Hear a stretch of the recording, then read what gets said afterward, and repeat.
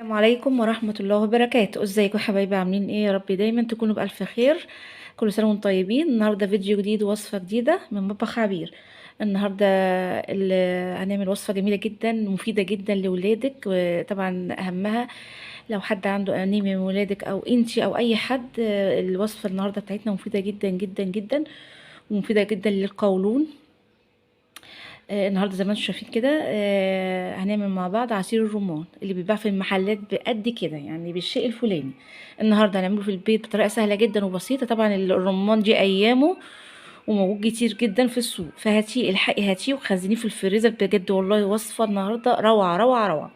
طبعا زي ما قلت لكم انا جايبه ايه، انا الكميه اللي انت عاوزاها. طبعا انا جايبه كيلو رمان، فالنهارده هنعمل منه الوصفه بتاعتنا. طبعا هنعمله بايه، بالكركديه.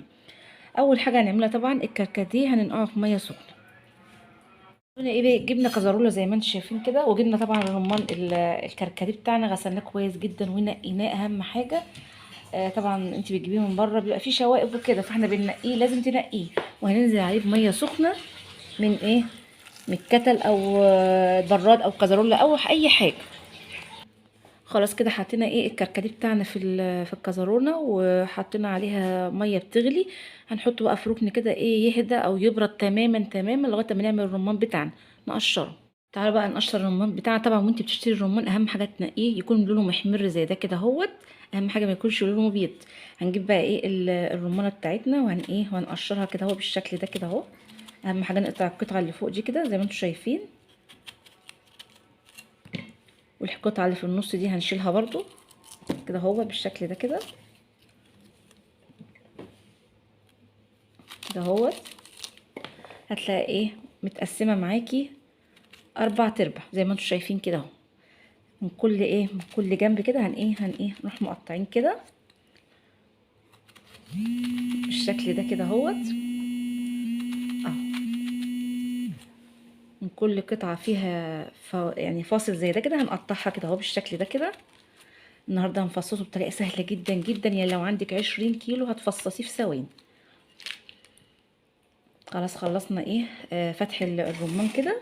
هنجيب بقى ايه، المفروض تلبسي جاونتي بس انا مش هلبس جاونتي ولا حاجه، انا هعمله بايديا كده وخلاص. بظهر السكينه بقى، بظهر السكينه كده وتخبطي كده هتلاقيه نزل معاكي بكل سهوله زي ما انتم شايفين كده اهو. طريقه سهله جدا وبسيطه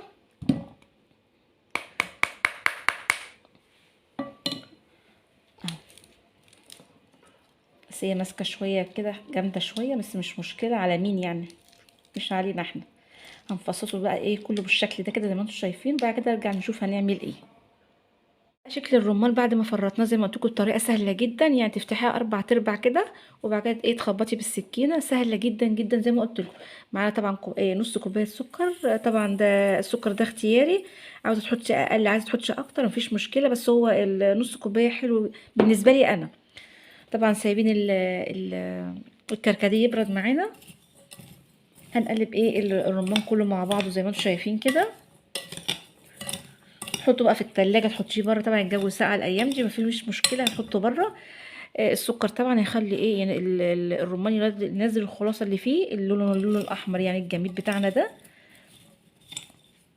هنغطيه بقى ونسيبه بقى ساعه ساعتين، يعني كل ما تسيبيه يعني كل ما بتسيبيه اكتر كل ما يديكي ايه، عصير ينزل منه اكتر واكتر.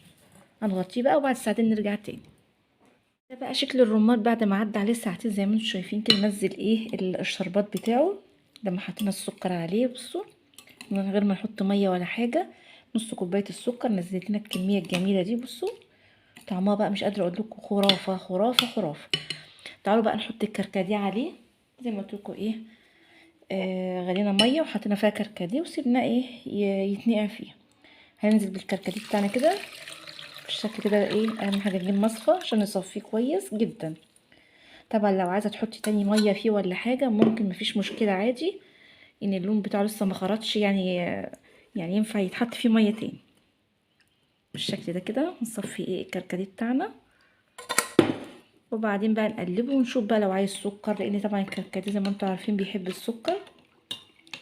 طبعا الكركديه طبعا مفيد جدا لمرضى السكر. لما تنقعيه ما تغلوهوش، اهم حاجه تنقعيه وتحطيه في التلاجة. بجد والله بيبقى تحفه جميل جدا.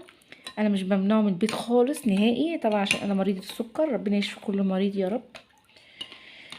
هنقلب كده بالشكل الجميل ده كده، ونشوف بقى عايزين سكر مش عاوزين، كل واحد طبعا وذوقه في السكر. في ناس بتحبش السكر كتير وفي ناس بتحبه. طبعا عايز سكر لان انا مدمنة سكر، بحب الحاجات المسكرة، بس مش مسكرة قوي يعني، يعني حاجة وسط كده. هنقلب بقى ايه ال الرمان مع الكركديه بالشكل ده كده هو، لغايه ما السكر يدوب تماما كده. خلاص قلبنا السكر مع الكركديه مع الرمان بتاعنا زي ما انتم شايفين اللون، بجد ولا لون تحفه جدا جدا جدا. هنجيب بقى كاسات او كوبايات اللي يريحك.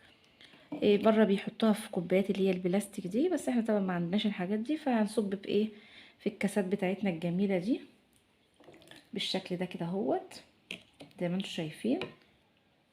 وقدميها لولادك بقى بالهنا والشفا، جميله جدا وبسيطه وسهله جدا جدا، مش هتاخد منك وقت خالص. يعني هو الموضوع ايه، هتفصصي ال- الرمان، تحطي عليه سكر، وبعد كده بتروحي حاطه عليه الكركديه والموضوع انتهى على كده.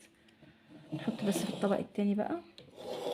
جالك ضيوف على سهوة وعندك رمان، اعمليه بالطريقة دي جميل جدا، يعني خليه جاهز عندك باستمرار. يعني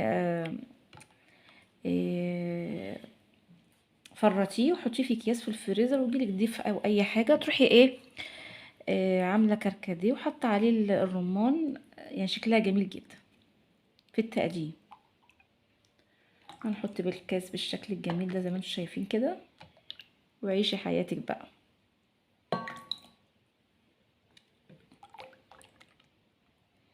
طبعا انا هشرب الكركديه، مش هيترمي طبعا، اهو بالشكل ده كده اهو كده اهو. وبعدين وده بقى شكل الرمان بعد ما حطيناه في الكاسات زي ما انتم شايفين كده. طبعا احنا لو في الصيف هنحطه في التلاجة، هو كده كده هيتحط في التلاجة. الطلاية قبل ما تقدميه ب5 دقايق ولا حاجة، عشان ايه السقعية بتاعته، بس عشان الجو ساقع زي ما انتم عارفين. شايفين الجمال، من كيلو رمان طلعنا كمية قد ايه. شوفوا انتوا بتجيبوا العلبة بره بكام، يعني انا اسمع انها بتبقى بالشيء الفلاني. انا بجيبش حاجات من بره، انا بعمل كل حاجتي في البيت. يعني ست المدبرة اللي عايزة تدبر حال بيتها هي اللي بتعمل كل حاجة في البيت زي ما انتم شايفين كده. هتعملي الكمية دي كلها، يعني هتأكلي يعني اكتر من 5 افراد بالشكل الجميل ده، وهياكلوا ويشبعوا يعني كمان.